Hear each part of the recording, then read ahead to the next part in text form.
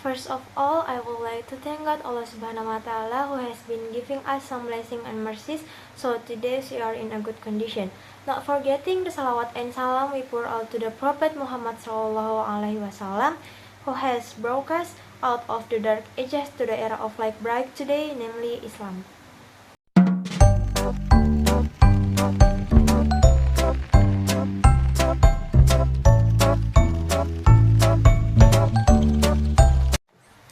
Okay, I am Aisyah Dwi Lanti Aldini. You can call me Icha.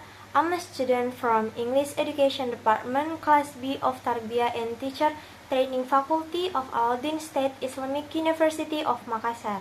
My student ID number 2040001 to 2047. Okay, now I would like to explain a little bit about the psycholinguistics.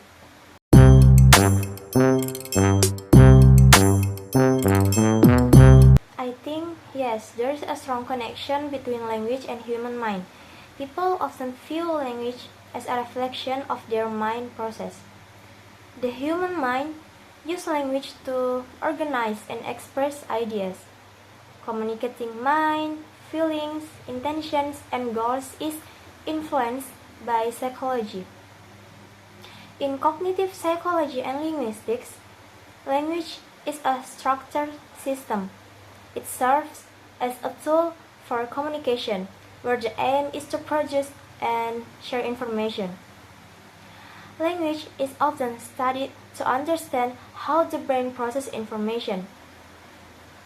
For example, how people form sentences, choose words, and even make mistakes when speaking can reveal underlying cognitive structures and mental functions. Difference in how people perceive time, space, and relationships show that language influences cognitive process. Cognitive process begin with conceptualization, then move to formulation, and finally to articulation. This demonstrates that language is deeply embedded in the cognitive system.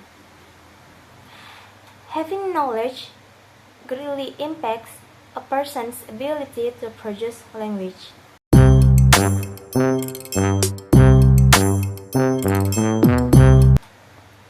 Based on various definitions of psycholinguistics from online sources, it can be concluded that psycholinguistics broadly studies how human mental processes enable individuals to use language as a tool for communication.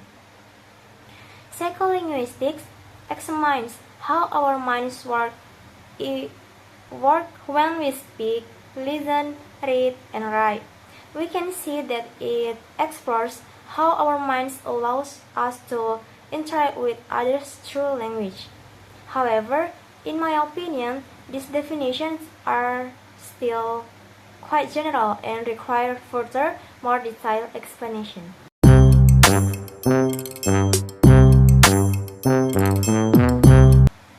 From the definition given by several experts, I understand that these definitions are more specific and explain psycholinguistics in more detail. There are three important points found in these expert definitions. There are cognitive process, language acquisitions, and the ability to use language. Based on three key points, psycholinguistics in this context can be understood as a field of study that seeks to explain the cognitive process involved in language acquisitions, enabling humans to have the ability to use language to produce and understand it in communication.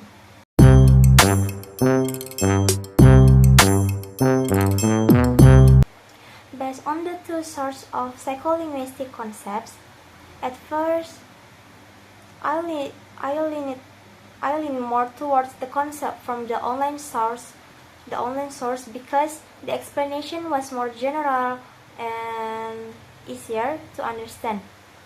But however, as a student who should think critically and always seek deeper knowledge, Now I support the concept of psycholinguistics from experts.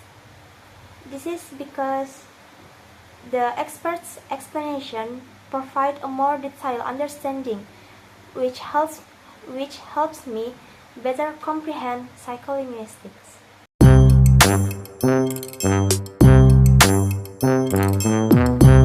It is the last question.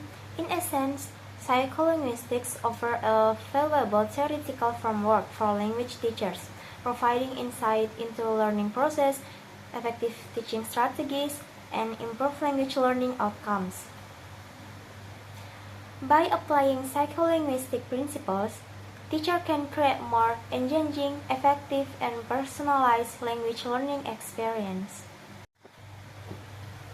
Okay guys, I think it's enough explanation from me. I'm sorry if in this video I have many mistakes. Thank you very much for your attention. Wassalamualaikum warahmatullahi wabarakatuh. See you.